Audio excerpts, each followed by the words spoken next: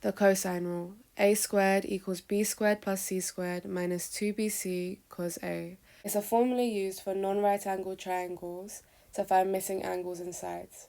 The one thing you need to know about the formula before going into an example is that b and c refer to two sides that are next to each other, and A corresponds to the angle in between these two sides.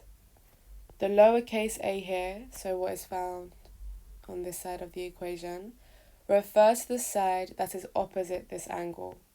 This will make more sense when we go through an example. So here we have two sides, 5 and 7. The angle in between it is 44, and we need to find the missing side, x. So x is basically our A here. So what I'll do, in a different colour, I'll put A here. And then for B and C, it doesn't matter what order you put it in. I'm just going to put B here and C here. So then I'm just going to plug these values into the formula. So in place of A, I'm going to put x. So we have x squared equals, in place of B, I put 5, so 5 squared. In place of C, I put 7, 7 squared. Minus, we've got minus 2bc in the formula.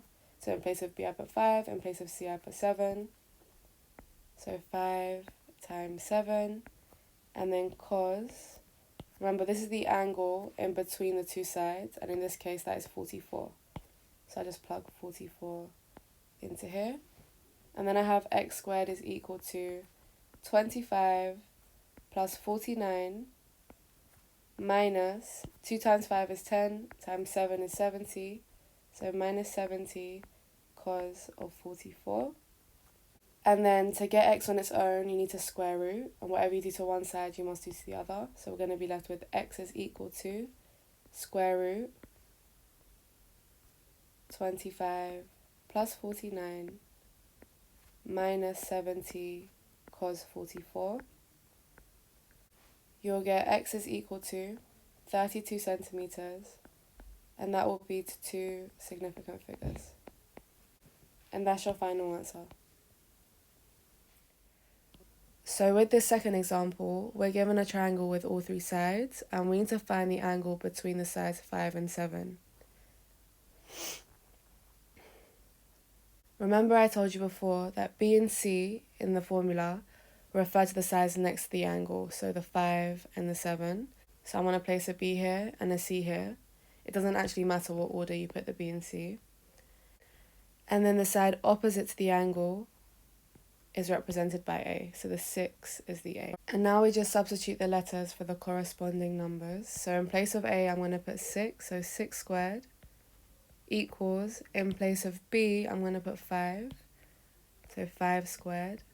In place of C, I put 7, so 7 squared, minus 2 multiplied by 5, because 5 is B, multiplied by 7, because 7 is C, cos, and in this case, the angle A is actually called x, so I'm just going to put cos x. Now let's simplify, so I'm going to have 36 equals 25 plus 49 minus 2 times 5 is 10 times 7 is 70, so 70 cos x. I'm going to move these numbers to the other side, and I'm going to have 36 minus 25 minus 49 equals minus 70 cos x. This side will give you minus 38, and this side we have the same thing. And because we're solving for x, I'm going to divide through by minus 70, and I'll be left with minus 38 over minus 70 equals cos x. You can simplify this down, but for now I'm just going to cross out the minuses. And then because we're solving for x, the opposite of cos is inverse cos. So your angle x is equal to inverse cos 38 over 70. And when you plug that into your calculator, you'll get x is equal to 57.1 degrees, and that's to 3 significant figures. And that's your final answer.